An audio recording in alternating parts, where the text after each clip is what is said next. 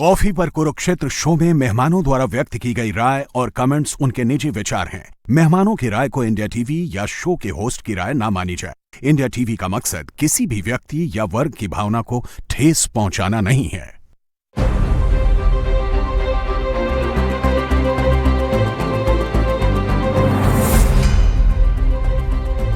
नमस्कार, बहुत स्वागत है आप सभी का आपके प्रोग्राम कॉफी पर कुरुक्षेत्र में। मैं हूं सौरभ शर्मा, आपके साथ बातें खुलकर करते हैं, वो बताते हैं जो आपको कोई और नहीं बताता। प्रदीप सिंह जी प्रोग्राम में आ गए हैं कई दिनों के बाद। सर बहुत स्वागत है आपका। हमारे साथ हैं वोट वाइब से अमिताभ तिवारी जी। अमिताभ जी बहुत स्वागत है आपका। और देवेंद्र पराशर जी हमारे पॉलिटिकल एडिटर हमारे साथ। देवेंद्र आपका बहुत स्वागत है। आप तीनों को सर हैप्पी न्यू ईयर। आप सबको हैप्पी न्यू ईयर मेरी तरफ से, थोड़ा रिलेटेड जी। सर वो हमारी पहले परंपरा होती थी, देवेंद्र जी को मालूम, प्रदीप जी को मालूम है, एक शुरुआत में एक सस्ता सा शेर कहते थे। सर कह दूं फिर आपकी अनुमति से? बिल्कुल बिल्कुल। अब देखिए मेरे दिमाग से निकल रहा है, नहीं हाँ, चाहे भीड़ रही चाहे तन्हाई, आपकी याद बहुत आई। क्या बात, वाह क्या बात है। दर्शक कह रहे हैं आपके लिए। अब आज वैसे देखिए हमको बात करनी थी बीएमसी इलेक्शन की। अमिताभ जी का एक्सप्रेस सर्वे भी आया है तो बीएमसी इलेक्शन के बहाने, लेकिन हमने सोचा सर एक रैप अप करेंगे आज इस पूरे साल का 2026 का। देखिए बीएमसी से शुरू कीजिए, बंगाल, असम, केरल, तमिलनाडु, पुडुचेरी, 6 इलेक्शन होने हैं इस बार, ठीक है। अब बात ये करनी है कि बीजेपी खास तौर पर, क्योंकि कुछ राज्य उसके पास, असम जैसे उसके पास है, बंगाल में बहुत करीब दिखाई दे रहा है, केरल में बहुत बड़ा दावा हो गया है, बीएमसी में उसको आगे बताया जा रहा है। तो ऐसे तमाम राज्यों में खासकर बीजेपी कितने विकेट गिरा सकती है, कितने रन स्कोर कर सकती है, या उसके ऊपर कितने रन की लीड कोई और पार्टी जो है ले सकती है, ये बातें हम करेंगे। दावे ऐसे एक से एक हो रहे हैं, लेकिन इस वक्त ठाकरे, अभी जैसे बीएमसी से शुरुआत करें सर, तो वो संजय राउत जी का जो आया वो 10 मिनट में मुंबई बंद करा सकता है। ठाकरे ब्रांड इतना बड़ा है कि 10 मिनट में मुंबई बंद करा सकते हैं। अच्छा, ये ठाकरे ब्रांड है, इसको अगर आप सोचें, 2 तस्वीर इसलिए आज हमने पहले इसलिए लगाई, ये अगर बीएमसी का इलेक्शन गया, 72,000 करोड़ रुपए की तिजोरी है ये, 72,000 करोड़ रुपए की तिजोरी 25 साल से इनके पास है, खासकर उद्धव जी के पास। अब दोनों भाई साथ आए और दोनों ने कहा कि हम मराठी मानुष को, महाराष्ट्र को और हिंदुओं को बचाने के लिए हमने अपने मतभेद भुला दिए। तो पहले तो मुझे ये बताइए सर, ब्रांड में वाकई इतनी ताकत है कि 10 मिनट में मुंबई बंद करा देंगे? जब तक बाला साहब ठाकरे जीवित थे तब तक था। अच्छा, उनके जाने के साथ ही ये ब्रांड खत्म हो गया। मतलब इस ब्रांड की जो पहचान है, जो 10 मिनट की बात कह रहे हैं ना, वो उस समय तक था। उसके बाद न तो उद्धव ठाकरे में, न राज ठाकरे में, न उनकी वैसी फॉलोइंग है, न उस तरह का उनका बेस है, और न उस तरह का उनका प्रभाव है। तो वो जो है परिवार की विरासत जो है वो खा रहे हैं। जो पूंजी बना के गए पिताजी, चाचा जी, वो उसी का वो खा रहे हैं। उसके अलावा उनका अपना किया हुआ, अपना बनाया हुआ कुछ नहीं, और वो कम ही होती जा रही है। और लगातार कम होती आप डिपॉजिट में से ही निकाल रहे हैं बार। बिल्कुल। आप देखिए जिस तरह से एकनाथ शिंदे ने पूरी पार्टी को हड़प लिया। आप पहले आरोप लगा सकते थे कि इलेक्शन कमीशन ने बेईमानी की, उनके पक्ष में कर दिया, सरकार साथ थी, लेकिन चुनाव तो जो है इलेक्शन कमीशन किसी को जिताता रहता नहीं है। चुनाव में पता चल गया कि किसकी क्या ताकत है, क्या हैसियत है। तो आज की तारीख में शिवसेना का मतलब एकनाथ शिंदे है, उद्धव ठाकरे ने, बिल्कुल क्लियर है। और ये महाराष्ट्र की जनता ने बताया, ठीक है, ये किसी पॉलिटिकल एनालिस्ट या नेता का बयान नहीं है। ये अमिताभ जी के सर्वे में क्या दिख रहा है वो हम बात करेंगे। ये एक प्रेमाइस महाराष्ट्र का मैंने आपको दिया। बंगाल में तो आपको मालूम है गजब ही हो रहा है।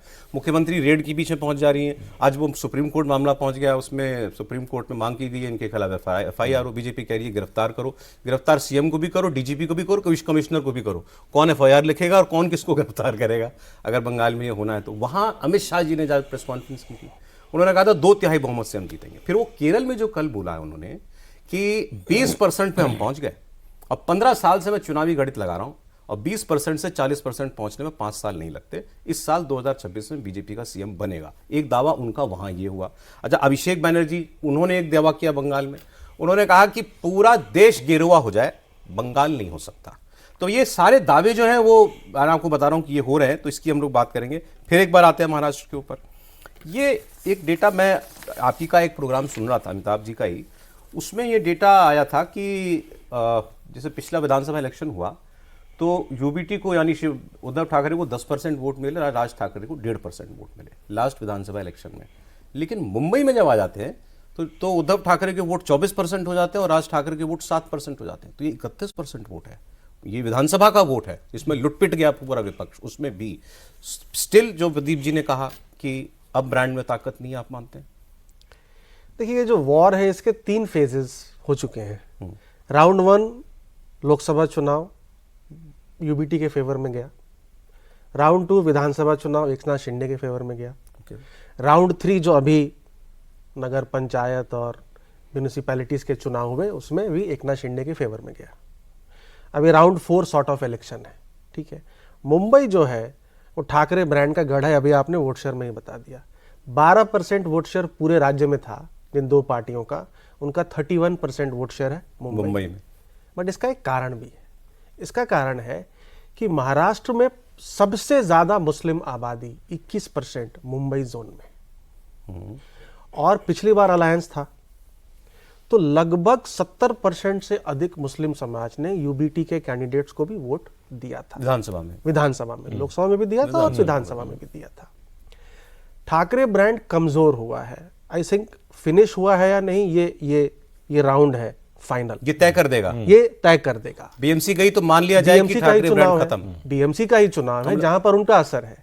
दोनों भाई इकट्ठा हुए हैं। दोनों भाई इकट्ठा क्यों हुए हैं उसका भी कारण दिख रहा है, 31% वोट है। लेकिन अगर आप विधानसभा का भी चुनाव अगर देखेंगे तो 11 सीटों पर दोनों शिवसेना एक साथ भिड़े थे। उसमें 6 पे यूबीटी और 5 पे एकनाथ शिंदे जीती थी। अब देखना यह है कि जो मुस्लिम समाज का जो वोट है 21%, जिसने 2 चुनावों में शिवसेना यूबीटी कैंडिडेट्स को वोट ट्रांसफर किया है, but with United opposition, but with Congress and NCP, yes, primarily because of Congress NCP alliance, क्या वो, क्योंकि ठाकरे ब्रदर्स बेस्ट पोजीशन है हराने के लिए भाजपा को, क्या ये 20% फिर से ठाकरे ब्रदर्स या एटलीस्ट शिवसेना यूबीटी को वोट करता है? बिकॉज कांग्रेस अलग लड़ रही है, क्योंकि कांग्रेस अलग लड़ रही है और वहां की डेमोग्राफी है 40-20-40, 40% मराठी मानुष, 40% गैर मराठी मानुष कह लीजिए, और 20% मुस्लिम समाज ऑन अ रफ बेसिस। नहीं तो अब ऑन अ रफ बेसिस तो नहीं, तो ठाकरे की किस्मत मुस्लिम वोट तय करेगा, आप ये कह रहे हैं? स्ट्रैटेजी वही है। तो ये अगर अलायंस बना है तो सिर्फ 40% भी तो जीतेंगे नहीं। 40% तो बटा हुआ है, 40% दोनों सेना फैक्शंस में बटा हुआ है। अगर हम कम भी मान लेते हैं, एकनाथ शिंदे की पार्टी को मान लेते हैं कम है, उनका ही ज्यादा है मानते हैं, लेकिन 40% जो गैर मराठी वोट है, अब कल जो स्पीच है उससे साउथ इंडियन कम्युनिटी और नॉर्थ इंडियन कम्युनिटी, जो राज ठाकरे बोले, अब तो और भी कंसोलिडेशन और पोलराइजेशन होगा ना। तो ये 20% ही एक तरह से डिसाइडर हो गया सॉर्ट ऑफ। और ठाकरे ब्रदर्स की स्ट्रेटेजी है कि ये 60% हम कंसोलिडेट कर ले, चुनाव है। लेकिन ये बात आपने अच्छी याद दिला दी देवेंद्र, कितनी क्लियर है, मतलब स्ट्रेटेजी वाइज अगर देखें, क्या डायलॉग थे राज ठाकरे के, उठाओ लूंगी बजाओ पूंगी साउथ इंडियंस को, ये बाला साहब ठाकरे का, ये कल राज ठाकरे ने बोला। फिर नॉर्थ इंडियंस के लिए बोला कि हिंदी से प्रॉब्लम नहीं है, हिंदी थोपोगे तो लात मार के भगा देंगे। तो जो आपने बोले गैर मराठी, तो गैर मराठी 40% तो उनको चाहिए ही नहीं, मतलब सिंपल ना। Correct. उनको 40% मराठी वोट और 20% मुस्लिम वोट, फियर फैक्टर से। ये हाँ, ये इस 60% में उनको क्लियर, वो बिल्कुल क्लियर है। Clear है। और वो उसकी कंसोलिडेशन के लिए उन्होंने ये सारी बातें कल एक दिन पहले कह भी दी हैं। लेकिन फिर भी मुझे पता, अभी और सर्वे खुलेगा तो आपको ज़्यादा पता लगेगा, सब जगह यही कह रहे हैं कि कोई कॉन्टेस्ट नहीं है बीएमसी में, मतलब बीजेपी शिंदे आप वे अहेड है। हाँ, ये तो नज़र आ रहा है। और ग्राउंड में किसी बात कीजिए तो ये बात समझ में आ रही है। और उनकी जो कोशिश नज़र आ रही है सौरभ, जैसे राज ठाकरे का वो बोलना, ऐसा तो है नहीं ना कि ऑफ द कफ रिमार्क्स हुआ, गलती से बोल गया। एकदम सोची समझी स्ट्रेटजी के तहत, संयुक्त गठबंधन के दल के तहत आप आ रहे हैं, एनसीपी भी वहाँ पे मौजूद थी, उद्धव ठाकरे और ये तीनों जब बोल रहे हैं, मकसद ये है कि पहली बात तो ये कि लगभग जो 35-36% मराठी वोटर्स हैं वहाँ पर, ठीक, मुंबई की बात कर रहे हैं हम लोग, उनमें जो वोटिंग परसेंटेज होता है वो बहुत हाई होता है। अच्छा, लोकल बॉडी इलेक्शन में जो नॉन मराठी हैं वो लोकल बॉडी इलेक्शन में इनकी संलिप्तता वोट करने के मामले में मराठियों जैसी एग्रेसिव नहीं होती, ठीक। तो अब उससे आप समझ सकते हैं कि मराठी वोटर्स का इंपॉर्टेंस कितना ज़्यादा है। दूसरी चीज़ ये है कि मराठी वोटर्स के अगर लिहाज से बात करें तो एकदम लगभग तय मानिए कि इवेनली बैलेंस्ड है।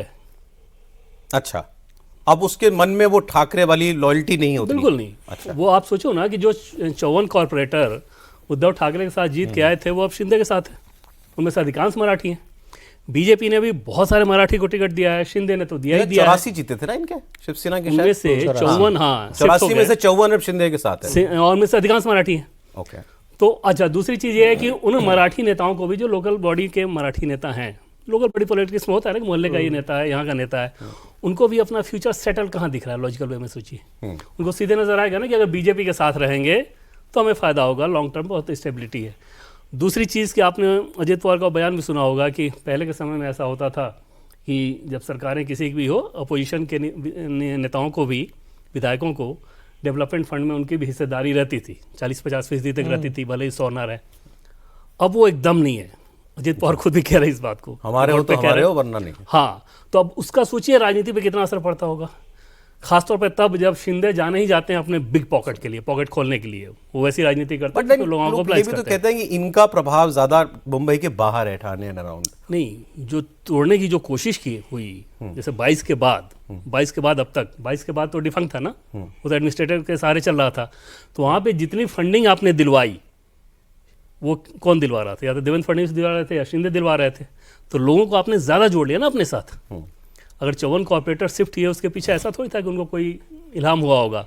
उनको सीधे समझ में आ रहा था कि हम फंड नहीं ले पा रहे हैं, हम लोगों के बीच कैसे जाएंगे, अगले इलेक्शन में हमें दिक्कत होगी, तो बेहतर है कि इधर स्विच कर जाते हैं। ये जो विधानसभा का वोट बता रहा है 31% एमएनएस और उद्धव ठाकरे का, ये इंटैक्ट नहीं रहने वाला किसी भी सूरत में, ये नहीं, मुंबई में तो जैसे मराठी वोटर्स के मामले में आप रखिए लगभग दोनों बराबर होंगे, ठीक है। और नॉन मराठी वोटर्स, मुस्लिम फिर उनके साथ रहेगा, बट जो नॉन मराठी वोटर्स है लगभग 45% के आसपास, उसमें तो राज ठाकरे, उद्धव ठाकरे के लिए कुछ है ही नहीं। ओके, सो वहाँ पे तो आप जिस तरह की बात कर रहे हैं, गुजराती मराठी वाला नैरेटिव दे रहे हैं। एक बिजनेस हाउस को जैसे कल उन्होंने रैली में जो अटैक किया, 4 मिनट का एक वीडियो क्लिप चलाया था, तो अडानी भी बोले था। हाँ, तो उसमें बोले कुछ नहीं, लेकिन हालांकि वहाँ पे जो भीड़ थी वो देख रही थी, सुन रही थी। शरद पवार की पार्टी के लोग मंच में बैठे जयंत पाटिल वहाँ मौजूद थे, लेकिन शरद पवार नहीं मौजूद थे। आप समझ सकते हैं कि क्यों नहीं रहे होंगे। हाँ, तो पॉलिटिक्स अब बहुत एग्रेसिव नजर नहीं आ सो रहा। मतलब बीजेपी के अंदर किसी प्रकार की कोई बेचैनी नहीं है इस चुनाव को लेकर। नंबर्स को लेकर उनका अपना आकलन है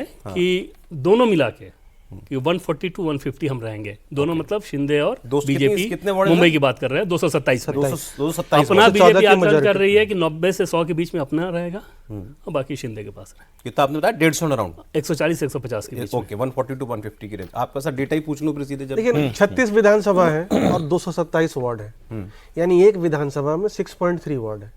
विधानसभा में शिवसेना, एकनाथ शिंदे और भाजपा की 21 सीटें हैं। तो आप अगर वही ट्रेंड भी मेंटेन होता है तो 21 × 6 6.3, ठीक है।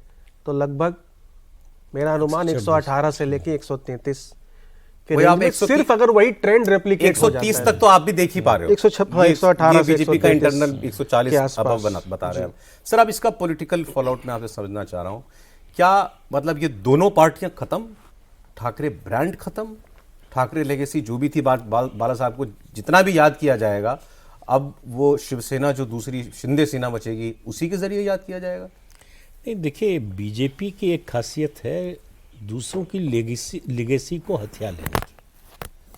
आज सरदार पटेल का आप नाम लीजिए तो बीजेपी का नाम पहले आएगा, कांग्रेस का बाद में आएगा। कोई शक नहीं। इस तरह से आप गिनते जाइए। मदन मोहन मालवीय की बात कीजिए, स्वतंत्रता संग्राम के तमाम नेताओं की बात कर लीजिए।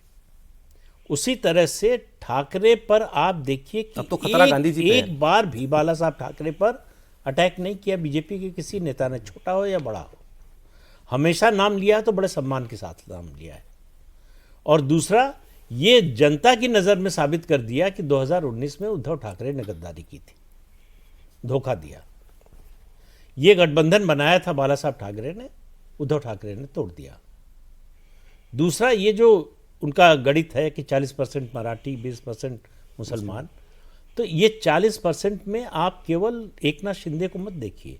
बीजेपी, एकनाथ शिंदे दोनों को, देवेंद्र फडणवीस 5 साल लगातार मुख्यमंत्री रहे, 2.5 साल डिप्टी सीएम रहे, और अब जो है 1 साल से ज्यादा हो रहा है। इसको भी काउंटर करने के लिए किसी ने कहा ना कि ये तो सीएम तो नागपुर के हैं, ये बोला कहीं किसी के ने कि हो। मुंबई के नहीं है। भाई, तो महाराष्ट्र में। मराठी तो है। हाँ, या तो ये कहे कि जो है नागपुर महाराष्ट्र में नहीं है, ऐसा तो है नहीं कि या नागपुर के रहने वाले मराठी नहीं माने जाते।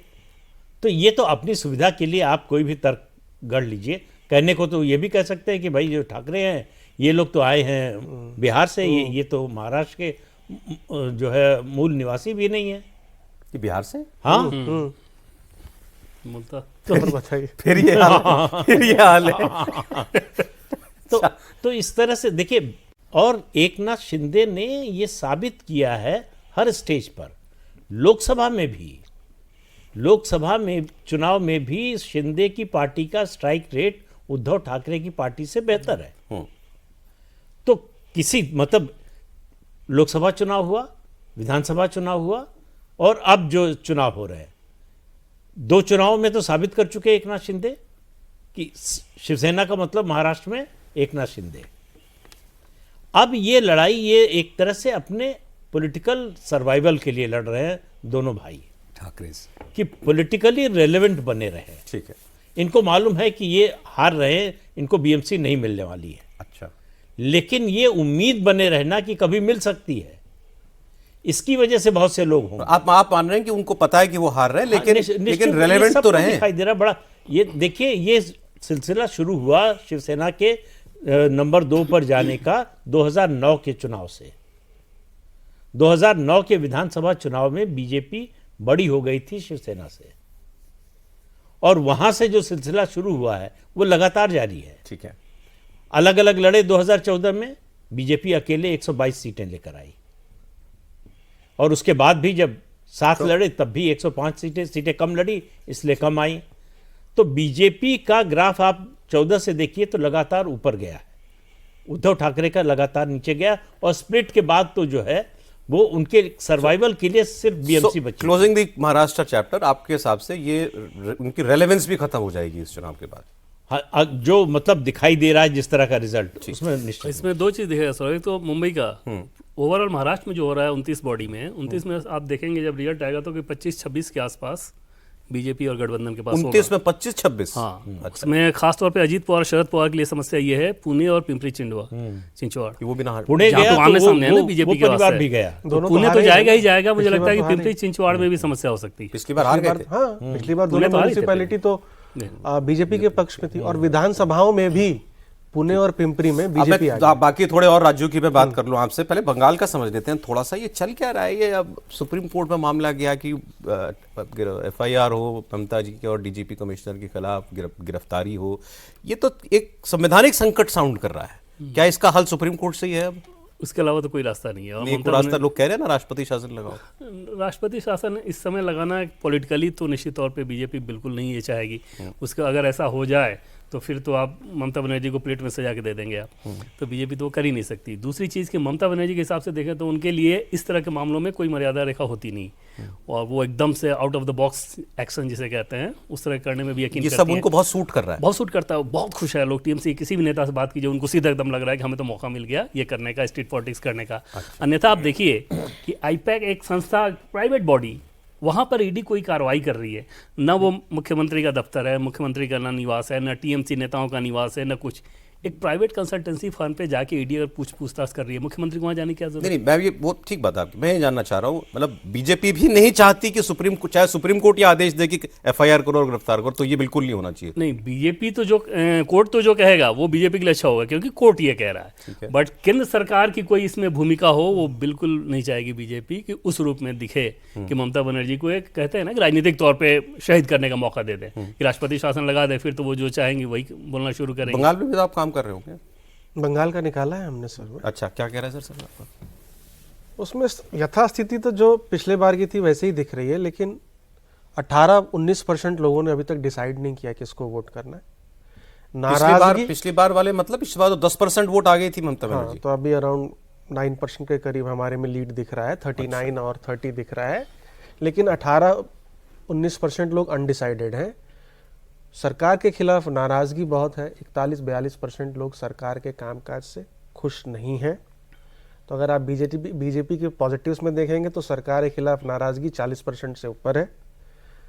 बीजेपी के पास वहां पर कंबाइंड लीडरशिप है, यानी सुमित भट्टाचार्य, शुभेंदु अधिकारी और दिलीप घोष, तीनों को मिलाकर के जो सीएम की रेटिंग है ममता बनर्जी और अभिषेक बनर्जी के बराबर आ रही है।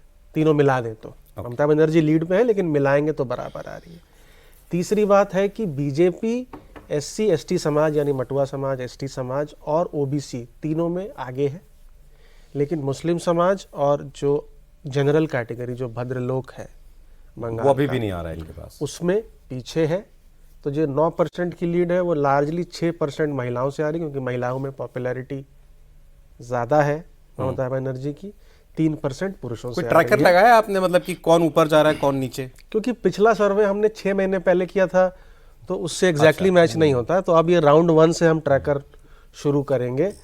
और मतलब अभी ममता बनर्जी आगे अभी आपको चल रही है, काफी हाँ। आगे आपको दिखाई दे रही है। सर अब ये जो सारा ड्रामा चल रहा है, जैसा देवेंद्र ने कहा कि सूट तो ये ममता बनर्जी को ही करता दिखता है। अब सुप्रीम कोर्ट कुछ बहुत बड़ा आदेश इसमें दे सकता है, आपको उम्मीद है?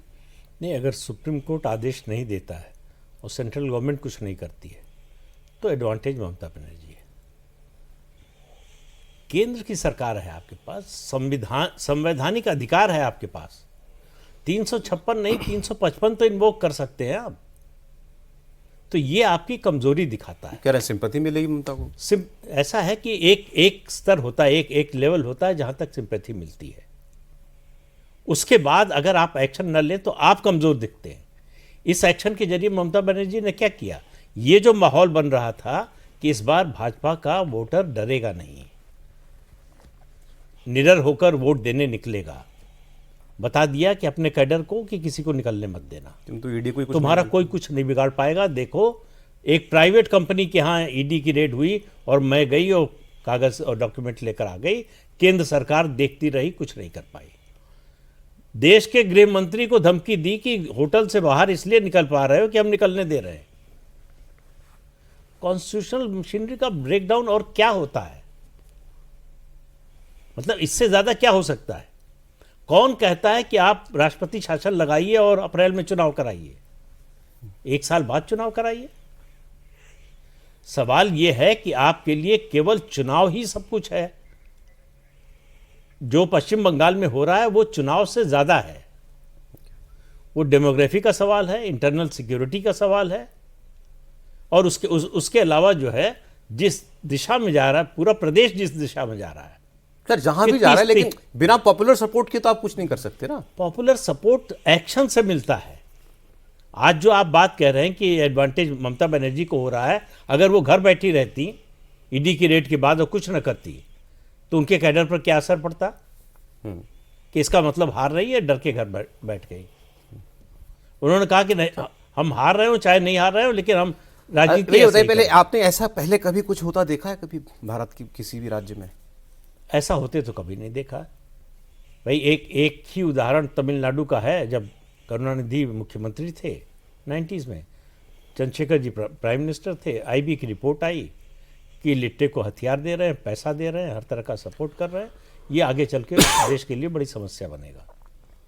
गवर्नर से कहा, सुरजीत सिंह बरनाला उस समय गवर्नर थे, कहा रिपोर्ट भेजिए बर्खास्त करने के लिए सरकार को। वो दोस्त थे करुणानिधि के, मना कर दिया। अच्छा, गवर्नर ने मना कर दिया? गवर्नर ने मना कर, चंद्रशेखर जी ने बर्खास्त कर दिया सरकार। अच्छा, कुछ नहीं हुआ। जब आप डिसाइसिव एक्शन लेते हैं और ये साबित कर पाते हैं कि आपने सही एक्शन लिया, तो कोई सिंपैथी नहीं मिलती। दो उदाहरण आपके सामने अभी हाल के हैं। आपने केजरीवाल के खिलाफ एक्शन लिया, जेल भेज दिया, सिंपैथी मिली क्या? न लोकसभा में मिली, न विधानसभा में मिली, और झारखंड में मिली, क्योंकि वहां अदालत ने कहा कि आपने फर्जी केस लगाया, आपके पास कुछ है ही नहीं।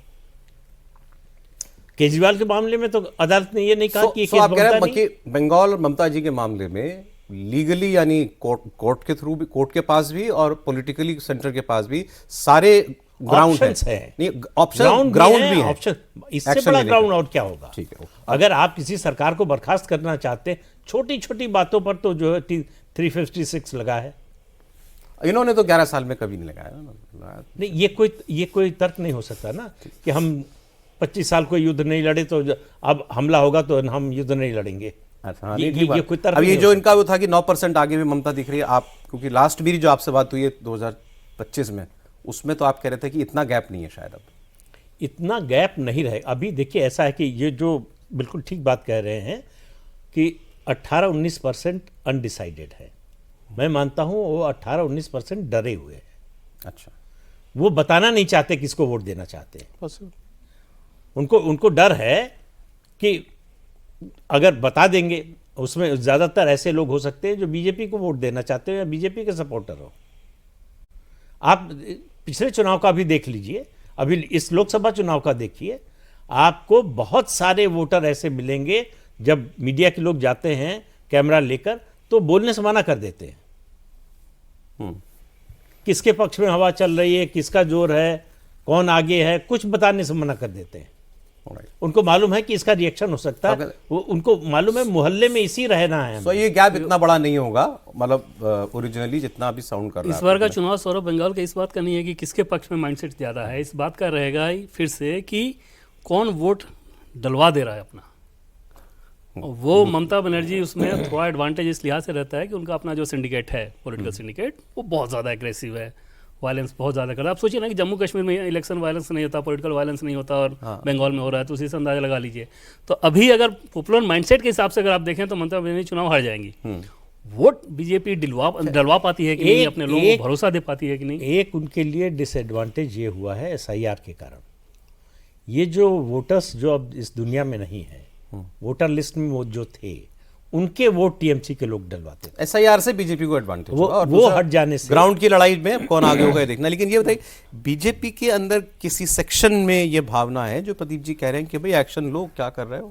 नहीं, वो एक्शन हो ही नहीं सकता। मतलब राष्ट्रपति शासन आप कैसे लगाओगे, उसका क्या मतलब? कुछ उस रूप में ग्राउंड होना चाहिए ना। नहीं कब तो वो किसी लेवल पे भाई जब 21 में हुआ, हिंसा हुई, तब आपने कहा अरे इतना बड़ा मैंडेट, इतने बड़े मैंडेट के बाद कैसे राष्ट्रपति शासन लगा दें।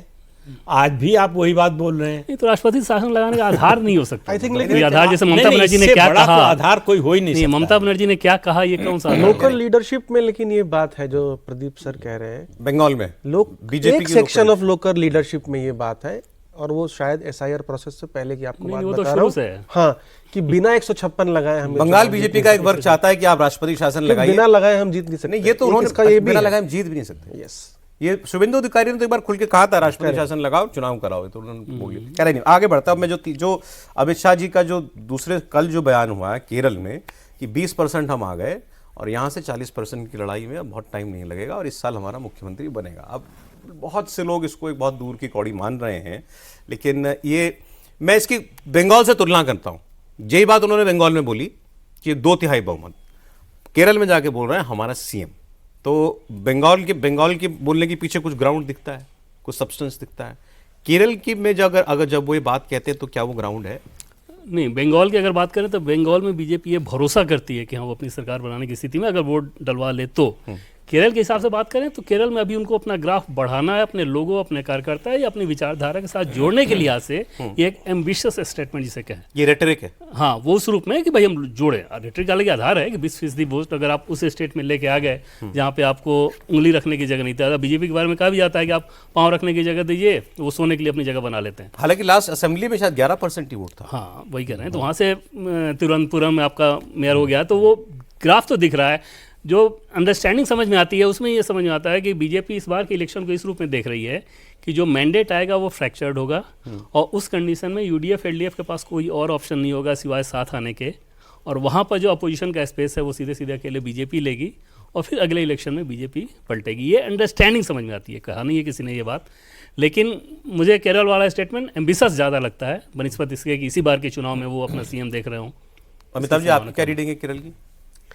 ये जो चुनाव है केरल का, ये डिफाइनिंग मोमेंट है केरल की हिस्ट्री में। अच्छा, और उसी से ये स्टेटमेंट लिंक्ड है। एम्बिशियस ज़रूर है, लेकिन आपको ध्यान होगा कि अगर जब लेफ्ट हारी 2011 में बंगाल में, 10 साल में लेफ्ट 0 सीट्स पे आ गई बंगाल जैसे राज्य में जहां पर वो 34 साल से रूल कर रही थी लगातार। त्रिपुरा में 10 साल में पार्टी लगभग हाशिए पर आ गई। लेफ्ट जहां हारती है उसके बाद उसका ग्राफ बहुत तेजी से गिरता है। केरल में ट्रेंड के हिसाब से अगर मान ले, ट्रेंड हर 5 साल में सरकार बदलती है। अब वहाँ 10 साल की सरकार हो गई, एंटी इनकम्बेंसी है, लोकल बॉडी पोल्स में भी कांग्रेस आगे थी, यानी ऐसा लग रहा है कि कांग्रेस वहाँ जीत सकती है, ऐसा लग रहा है। ठीक है। तो अगर उसके बाद लेफ्ट हारती है तो ये बंगाल का जो रिपीट है वो बीजेपी की स्ट्रैटेजी रहेगी, क्योंकि left is considered as the Hindu party of Kerala, और कांग्रेस माइनॉरिटी पार्टी है। 45% वोट उसको मिलता है, 55% लगभग टारगेट वोट इसको मिलता है। तभी लेकिन सीपीएम मैं कह रहा हूं कि इसकी तुलना मान लीजिए बंगाल से हम लोग कर रहे हैं। दो फोर्स एग्जिस्ट कर सकती है ना, दो तो एग्जिस्ट करेंगी। अब यहां पर एक डाउन जाएगी, कांग्रेस तो बचेगी। तो उस स्थिति में ये कुछ त्रिपुरा जैसा होगा या बंगाल जैसा जो पिछला बंगाल था कि भाई कांग्रेस सत्ता में आ जाए मान लीजिए और बीजेपी एक सब्सटैंशियल एक पावरफुल ऑपोजिशन, या वो जो अमित शाह जी कह रहे हैं कि हमारी सरकार बनेगी। नहीं, अभी जो परिस्थिति है उसको देखकर तो नहीं लगता कि जो अमित शाह जी कह रहे हैं वो हो सकता है। लेकिन थोड़ा सा टाइम जोन में पीछे जाए, 2016 में चले आए और असम चले जाइए। 2011 के विधानसभा चुनाव में बीजेपी को 11% वोट मिले, 27 सीटें मिली। कांग्रेस को 39% वोट मिले थे और 78 सीटें मिली थी। 2016 का चुनाव हुआ 5 साल बाद, बीजेपी का वोट शेयर 41%, सीटें 86।